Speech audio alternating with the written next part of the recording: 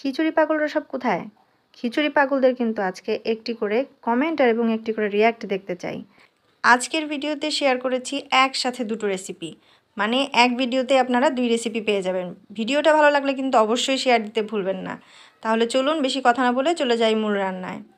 প্রথমেই করব মাংস রান্না। মাংস রান্নার জন্য আমি এখানে নিয়ে নিয়েছি 4টি এলাচ, কয়েক টুকরা দারচিনি, লং নিয়েছি 4-5টা, গোলমরিচ দিয়ে দিলাম প্রায় 10-12টি, আর আধা চা চামচ পরিমাণ আস্ত জিরা, আর আমি এখানে 2টো শুকনো মরিচ ব্যবহার করছি। এই একই রকম মশলা আমি কিন্তু খিচুড়ির ক্ষেত্রে বানাবো, শুধু শুকনো মরিচটাকে আমি বাদ দিব। এখন মশলাটা করা হয়ে গেছে।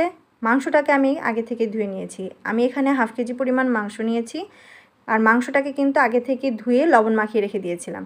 দিয়ে দিলাম পেঁয়াজ, রসুন কুচি, আদা কুচি, শুকনো মরিচের গুঁড়া, হলুদ গুঁড়া, জিরা গুঁড়া, আর যে মশলাটা করে রেখেছিলাম তা থেকে অল্প একটু রেখে দিলাম সব শেষে দেওয়ার জন্য, আর বাকিটুকু সব দিয়ে দিলাম। এরপর দিয়ে দিলাম তেল। আমি কিন্তু এখনও পর্যন্ত কোনো লবণ ব্যবহার করিনি। এখন ওই যে মাংস রান্নার যে প্রধান একটা ধাপ, সেটা হলো খুব সুন্দর করে মাখানো। যত সুন্দর করে মাখানো হবে মাংস কিন্তু খেতে তত বেশি মজা হবে। এখন ঢাকনা দিয়ে ঢেকে চুলার মিডিয়াম আঁচে রেখে এটাকে কিছুক্ষণ পরপর নেড়ে চেড়ে কষাতে হবে। মাংস থেকে যে পানি ছাড়বে সেই পানিতেই কিন্তু এই মাংস কষানো হবে। আর আমি যেখানে পেঁয়াজ, রসুন এবং আদা আস্ত ব্যবহার করলাম সেটা খেয়াল রাখবেন যেন কষাতে কষাতেই গলে যায়। তারপরে যে আমরা পানি ব্যবহার করব। মাংস কষানো হোক, এদিকে চলে আসলাম খিচুড়ি রান্না করতে। খিচুড়ি রান্নার জন্য চাল আমি আগে থেকে ধুয়ে রেখেছিলাম, তার মধ্যে দিয়ে দিলাম আগে থেকে ধুয়ে এবং ভিজিয়ে রাখা হলো মুগ ডাল, সেই সাথে আদা, রসুন, পেঁয়াজ কুচি, আমি আর সাথে হলো শুকনা মরিচ, সেটা একসাথে বেটে নিয়েছিলাম, সেটা দিলাম, হলুদ গুঁড়া দিলাম, আর ওই যে মশলাটা সেই মশলাটা বানিয়ে দিয়ে দিলাম, লবণ দিলাম, দিয়ে দিলাম সরিষার তেল আর একটু আচারের তেল। আমি একটু আচারি ফ্লেভার নিয়ে আসার জন্যই আচারের তেলটা ব্যবহার করেছি। এখন সব কিছু হাতে মেখে সুন্দর করে তারপর দিয়ে দিব পানি।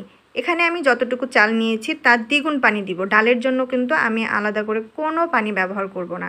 এখানে আমি কলের সাধারণ যে ঠান্ডা পানিটা সেটাই ব্যবহার করছি। ওটা রাইস কুকারে হতে থাকুক, আর এদিকে চলে আসলাম মাংসের কী অবস্থা সেটা দেখার জন্য। তো মাংস কষানো হয়ে গেছে, এর মধ্যে দিয়ে দিলাম গরম পানি। মাংসের মধ্যে কিন্তু আমি গরম পানি ব্যবহার করেছি, খিচুড়ির মধ্যে ব্যবহার করেছি কলের পানি। এখন মাংসটার মধ্যে বেশি পানি দেইনি, অল্প একটু পানি দিয়েছি আর একটু সেদ্ধ হওয়ার জন্য। এই মাংসর পানিটাও যতক্ষণ পর্যন্ত না শুকাচ্ছে ততক্ষণ পর্যন্ত রান্না করব চুলার মিডিয়াম আছে। তো দেখুন এদিকে কথা বলতে বলতেই কিন্তু আমার খিচুড়িটাও একদম পারফেক্টলি রেডি হয়ে গেছে। কি সুন্দর ঝুরঝুরে হয়েছে না? খেতেও কিন্তু ভীষণ মজা ছিল। আমি এখানে ভাতের চাল ব্যবহার করেছি, আপনারা পোলার চাল দিয়ে করলে আরও বেশি মজা হবে। তো খিচুড়ি রান্না হয়ে গেল, এদিকে আমার মাংস একদম পারফেক্টভাবে রেডি। দেখুন এর মধ্যে কোনো পানি নেই।